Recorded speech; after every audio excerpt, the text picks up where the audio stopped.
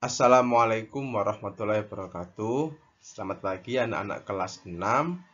Pada mata pelajaran PAI kali ini ya, kita akan belajar tentang surat Al-Kafirun. Nah, minggu kemarin kalian kan sudah menulis dan beserta artinya ya. Menulis surat Al-Kafirun beserta artinya di buku tulis, dan Pak Yafi lihat tulisannya sudah bagus-bagus ya. Nah, sekarang kita belajar tentang apa makna yang terkandung di dalam surat Al-Kafirun. Oke. Tapi sebelum itu ya, Bapak cuma mau mengulangi lagi, kita baca bersama-sama tentang surat Al-Kafirun beserta artinya agar kita tetap ingat dan tidak lupa mengenai surat Al-Kafirun ya. Ini dia. Nah, ada 6 ayat ya. Coba kita baca bersama-sama.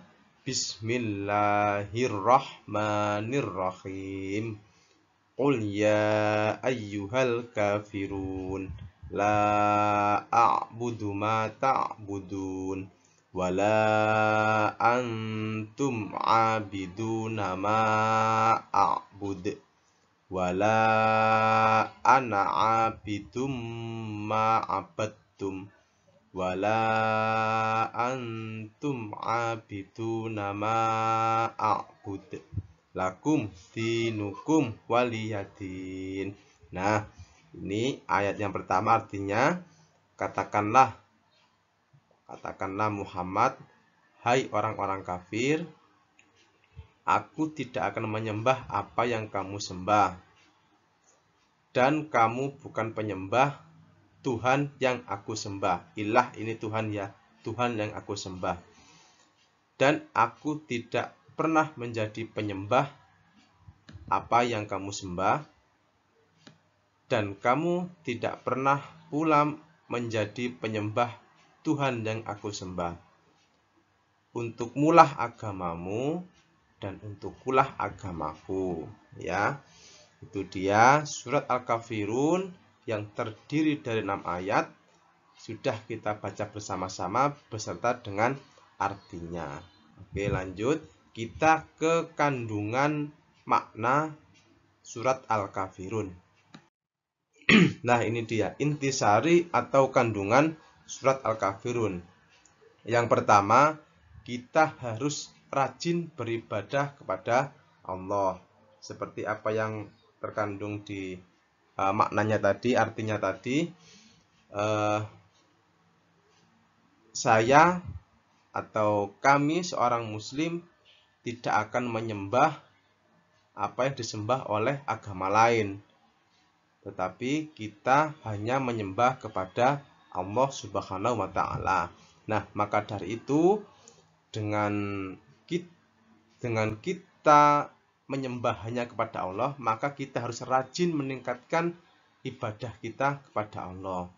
Yaitu yang pertama, yang paling mudah adalah menjalankan sholat 5 waktu tepat waktunya dan tidak bolong-bolong. Itu yang paling penting. Kemudian kalau ketika sudah menginjak pada bulan Ramadan, kita harus puasa bulan Ramadan full ya, juga full, tidak boleh bolong-bolong juga. Nah, itu harus kita tingkatkan terus, jangan sampai bolong-bolong. Itu namanya kita rajin beribadah kepada Allah. Nah, yang kedua, intisari dari kandungan atau kandungan surat Al-Kafirun yaitu kita harus bertoleransi, menghormati pemeluk agama lain. Nah, ini udah Bapak tulis. Di Indonesia ada 6 agama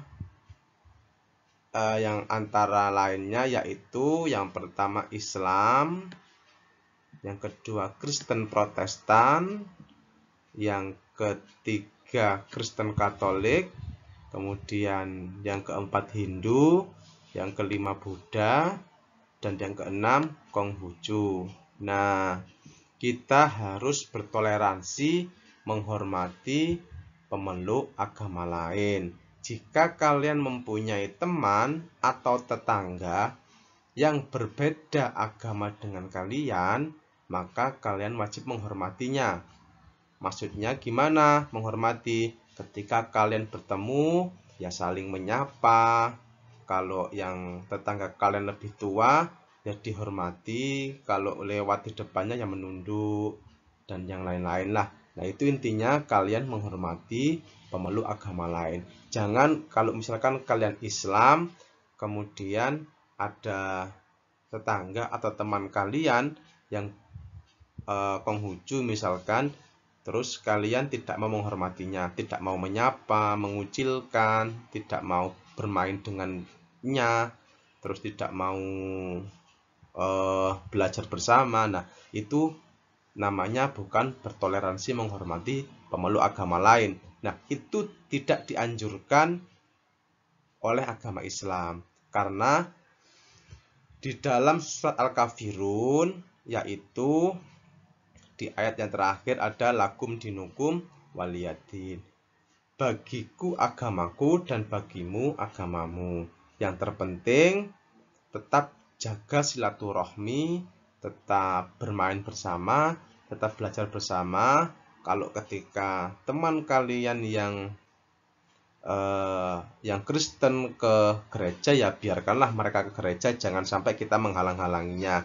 Kalau misalkan kita Islam ya mau Jumatan, jangan sampai kita memaksa teman kita yang berbeda agama ikut Jumatan. Ayo kamu harus ikut Jumatan bersamaku. Nah, itu juga namanya tidak menghormati pemeluk agama lain. Oke, yang ketiga kandungan dari surat Al-Kafirun yaitu kita harus menjaga perdamaian.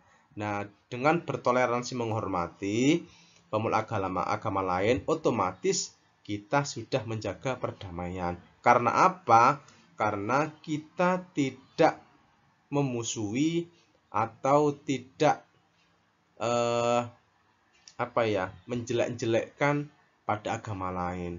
Otomatis kita sudah menjaga perdamaian. Walaupun berbeda agama, tetapi kita tetap satu bangsa dan satu nusa yang berdiri di Ibu Pertiwi Indonesia. Itu kita harus tetap selalu menjaga perdamaian. Ya, yang keempat, kita harus berbelas kasihan atau berempati kepada sesama. Namanya juga sama-sama manusia.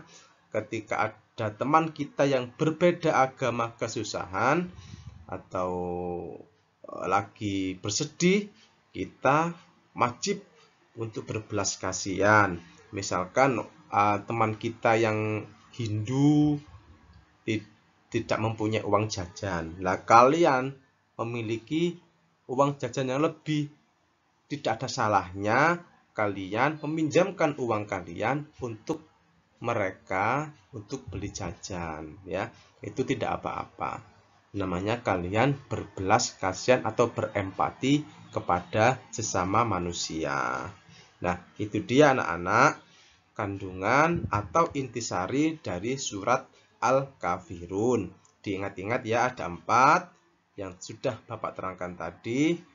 Kalau bisa langsung dipraktekkan, diamalkan ketika kalian bertemu, bertetangga, berteman dengan orang yang berbeda agama, kalian tetap wajib bertoleransi, menghormati pemeluk agama lain dan menjaga perdamaian, jangan sampai bertengkar. Nah, sekian apa yang Bapak sampaikan tentang surat Al-Kafirun. Semoga ilmu yang kita pelajari ini tadi bermanfaat bagi kita semua. Amin ya rabbal alamin. Sekian, wassalamualaikum warahmatullahi wabarakatuh.